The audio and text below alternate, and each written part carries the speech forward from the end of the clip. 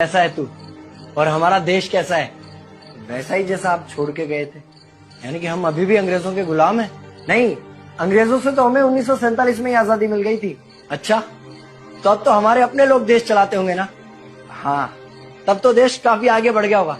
जब हमारे अपने लोग देश चला रहे हैं तो गरीबी और भ्रष्टाचार का तो नाम ही नहीं होगा। सबको बराबर हक दिया जाता होगा, किसानों और मजदूरों का अच्छा ध्यान रखा जाता होगा ना? नहीं, ऐसा तो कुछ नहीं है। तो कैसा है बताना मुझे। कैसे हमारे अपने नेता, हमारे आजाद भारत के नेता, 100 साल हो गए मुझे गए हुए, बताना। हमारे अपने नेता वो तो अपनी जेबें भरने में लगे हुए हैं। आने वाली 7 पीढ़ियों को नहीं बल्कि 700 पीढ़ियों को ना कमा कर खाना पड़े उस चीज के इंतजाम में लगे हुए हैं। तो तुम लोग क्या कर रहे हो और हमारे देश का युवा क्या कर रहा है? हम लोग तो इंस्टाग्राम पर रील्स देखने में बिजी हैं। यानी कि हमारी कुर्बानी का देश के लोगों पर कोई असर नहीं पड़ा। देश के लोगों में कोई देशभक्ति नहीं, कोई देश प्रेम नहीं।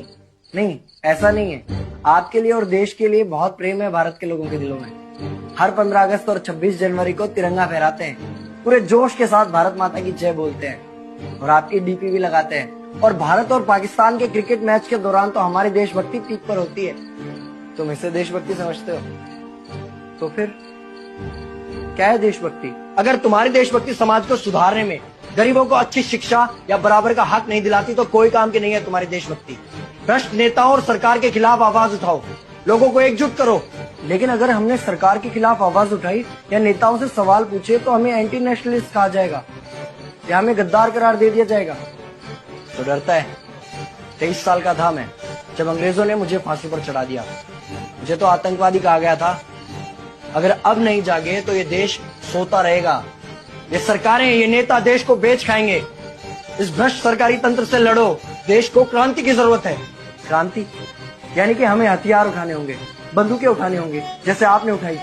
नहीं, हमारी क्रांति विचारों की थी। जब अंग्रेजी हुकूमत ने हमारी आवाज नहीं सुनी तो हमने और जोर से आवाज लगाई और अपने विचार रखे।